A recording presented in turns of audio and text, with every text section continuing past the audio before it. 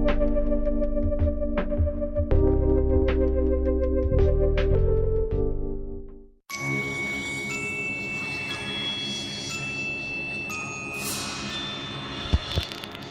Animators Club.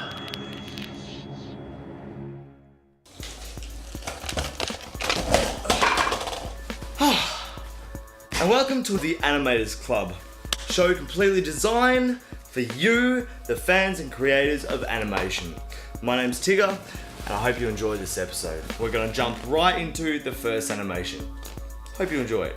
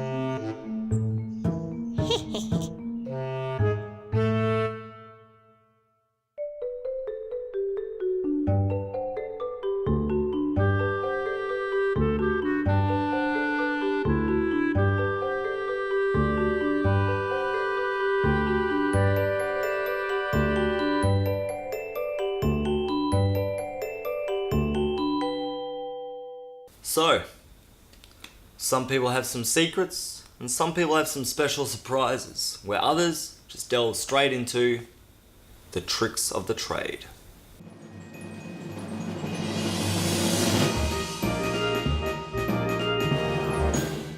Film animation, before the world of computers, was done on 16mm film.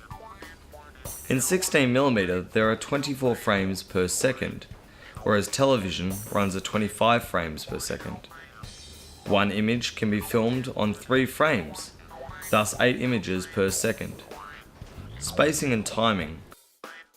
With fewer images, the quicker the action.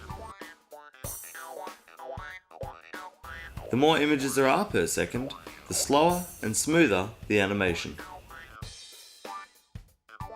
Hope you got a lot of those tips there. Very interesting indeed. But now it's time for the iridescent Bridget with chroma key. Thanks, Tigger. The Animators Club is a community of people who may or may not know each other, who are connected by their passion for animation. Each club member can share tricks, their ideas, and their artwork. This is the wonderful world of chroma key. With one flick of a switch, I am safe again. The special blue wall disappears when a background is added. One moment, a blue background. Next, I am thrust into a thriller. The Animators Club allows you to change the background with your photos, drawings, or computer work. Your artwork can be out of this world. It can be really out of this world. It can be exciting. It can be romantic. It can be not so romantic. It can be a painting, photograph, or computer drawing. We need your creations for me to stand in front of. We call this Change the Blue Wall. Please send your chroma key backgrounds to our email or postal addresses, which should be on the screen right now. Now, coming up in the next couple of minutes, we're going to be witnessing some amazing different animations from a group of Australian artists, so please stick around and check out these fantastic animations.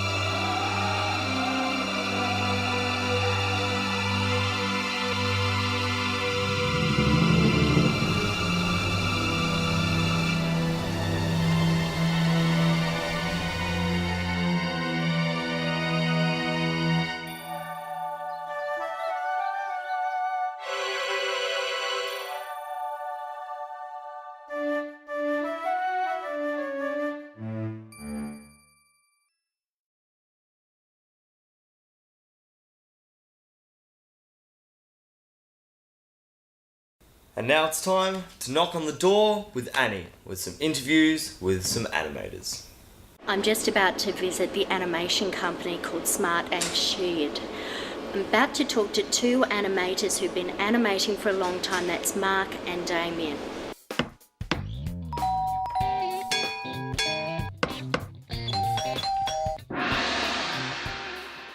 Damien, could you tell me, how did you get involved with animation? I always illustrated from a child. I did graphics at school, in high school. In the late 90s, I went for a course at Holmes Glen TAFE, which had multimedia in it and all that sort of stuff, and a bit of animation. And then a conference or a seminar of Richard Williams, a famous animator and director who did Who Framed Roger Rabbit and all that sort of stuff. Came to Australia, and my teacher said, well, why don't you apply to see if you can go and as a student, help out. So I rang up and they said no. So I was pretty down, and then 10 minutes later they rang up and they said, we actually need a hand. And just by sheer fluke, I was his assistant. And then he looked at some of my drawings, and Walt Disney was in Sydney, and he said, look, I think you'd be good enough to have a go at becoming a trainee. So I applied at Walt Disney and I got in. And what about you, Mark? How did you start in animation? I always loved drawing as a kid, so I was always drawing heaps, and probably my first animating job was back in primary school when I used to do little flip books and stuff. I used to sell them to the kids for pocket money around at school, so I could buy my lunches. Yes. And then in year 10 I did work experience with a company called Mickey Duck Animation with Peter Visca. And halfway through year 12 he called me up to start a traineeship working on the series Little Elvis Jones and the Truck Stoppers, which is a traditional hand-drawn TV series. I was one of 50 or more trainees working on that show, so just an assistant animator in between it back then. And that ran for a year and a half, and then I was lucky enough that after that he called me up for a couple of other little jobs, and then I ended up working for him for the next 5 or 6 years. So primarily, what sort of business is it? What exactly do you do here? We do like a mixture of media type things. We do children's series animation, anything to do with the, illustration, storyboards for big productions, and anything that's sort of involved in, the creative type media. So when you get a brief, what's the first thing you do? What's your process of animation? We generally do a 3 process. You do your rough drawings, and you have at least 3 good options in there, and that's what you show your client. And when you say in 3s, what do you mean exactly by meaning, just say they want to picture a character of a cat, you'll do 3 different styles of cat to show them, and then they can pick which style they want to go for. Because there are so many different styles of drawing, so you could go anywhere. And then you refine that character down, and then you have your finished character, and then you go from the script to your storyboards. And we spend a lot of time doing our storyboards, getting our storyboards right, and doing our animatic after that, which is timing out your storyboard on the screen. And we do a lot of work on the animatic as well, getting that down to a T, so you've got to make sure that's perfect. It just saves a lot of time and effort down the track if your storyboard is perfect and on track. What advice would you have to young animators? What about you, Damien? What advice would you have? You really need to draw. You need to study movement.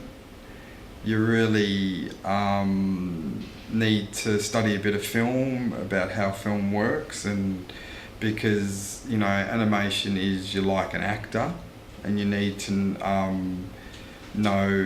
study the movement and entertainment and all the classics.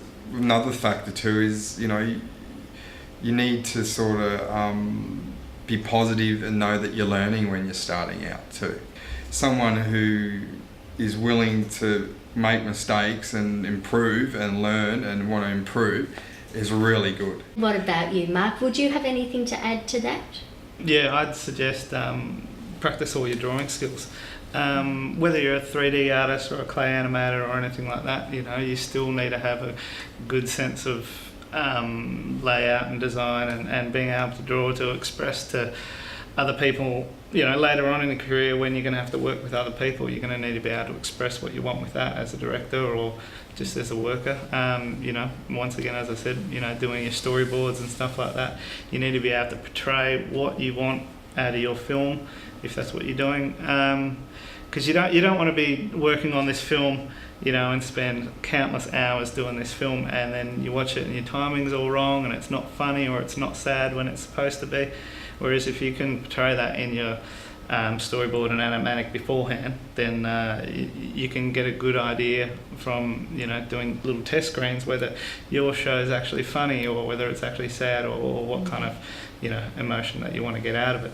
Look, I want to say thank you so much, because that advice is so helpful for all the club members of the Animators Club. So thank you, Damien, No worries, so much. Thank you, Mark, and thank you for giving us your time. Anytime. Falling into Drawing with Passion with Adam and Kian. Enjoy it.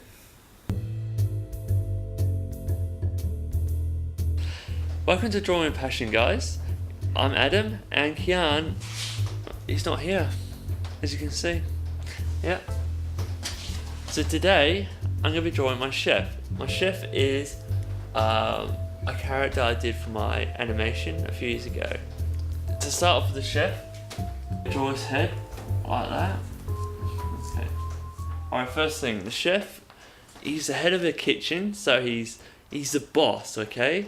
He has this moustache that kind of defines his character. He's the boss of the kitchen, no one's above him, okay? We all know Gordon Ramsay, right? He's like that, okay?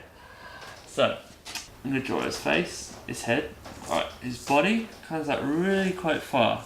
Draw his legs, they're quite small, but they're still easy to work with. Okay, draw the ground so you know where he's going to stand. Okay, I'm going to draw the feet, come up like that. The other foot. Okay, do little heels there. Now his arms, and down like that. They're quite stocky as well. Alright, to draw the hands, I start with a ball. Okay, now his hands are sort of, his fingers are really bent backwards, like a human can't really do it, but you understand what I mean. The fingers are sort of flexed back, like that. Okay, and then the fingers on the other side. Makes him more posh, he's up himself and he knows what he's talking about. Okay, so draw the head, do the guidelines like that, and do the ears on the side, do the eyes. His eyes are really close together, okay? Besides his character. Do the nose, okay, like that. And do these lines that come off from the nostrils, because we've all got those actually. Some of them smile and stuff. Okay, his mouth is actually turned up, okay, and his little beard there. Now, I'm going to do the pupils, like that. Now his eyebrows are sort of curved in to give him more an angry look, And then his moustache reflects the lobster, so his moustache is quite similar to the lobster. The lobster is actually his antennae, but they sort of reflect back onto the chef, which his moustache is. Okay, so like that. Okay. That's my chef. It's not the best drawing of him, but it's a basic understanding of him, who he is, what he does, okay? And then it's the chef. Le chef in French is the chef, okay? So that's him. Now I'm going to draw the lobster. Start with the body. Now the lobster is an invertebrate. Now I'm going to do the tail. Comes up quite high. Then we do the shell. The armor plated tough guy. Really tough. We do tiny little legs. He's going to have tiny feet. Now his feet are armor plated also.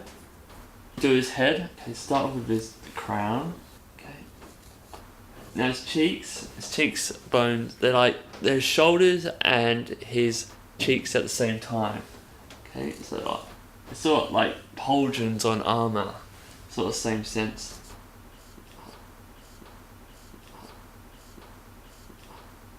Now his eyes are here, you can't see them, but his mustache or his antennae come up. Now as you can see, his antennae are the same as the chef. They sort of curl up like that, sort of very French sort of thing. Alright, we do his right arm. Now his right arm is designed for the finer things in life, like picking food off bones, so it's a lot thinner, okay? So I'm going to draw him like that, and then like that. Now his other arm is the muscle, what he fights with, okay? Do the arm like that, bit of a muscle, right? big little sort of claw arm, okay, and he's got those little pincers on the end. You don't want to mess with him. So basically, that's the lobster. Basic idea of him. I hope you like.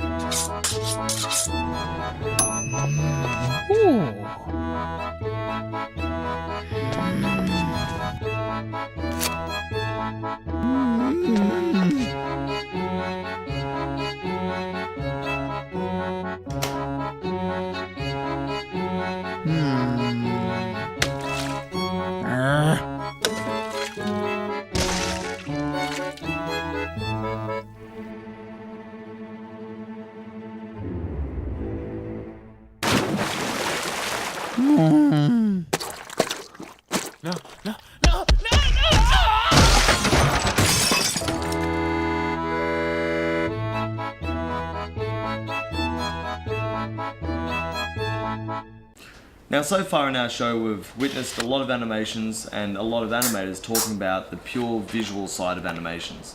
Now it's time to jump into the second half of animations, which is the soundtracks.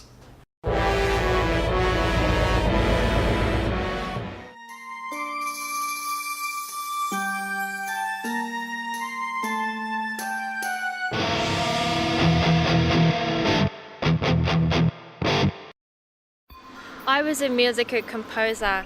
I was born in Japan and studied only a performance of piano over there, and decided to come to Australia to study composition.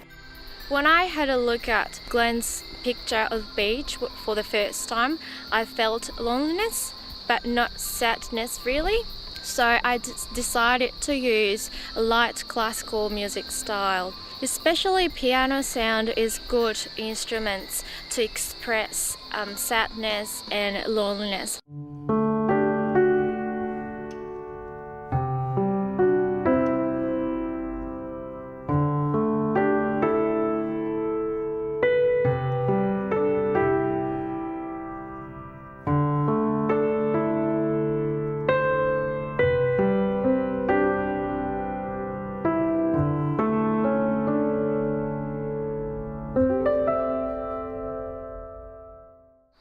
To express the excitement, I decided to use pop style, using drum sections and a lot of synthesizer, which is much thicker than the previous music.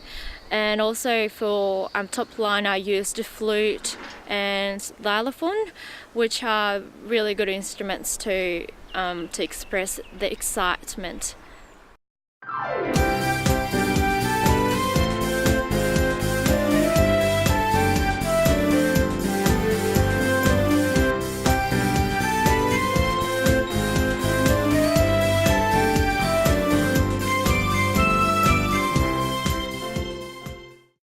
Now, if you have any questions to do with anything on tonight's show, any of our challenges, soundscapes or animations, hit us up, let us know. Jump on our website and we'd be more than happy to help you out.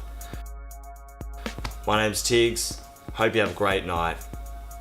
Peace. And I'm out of here.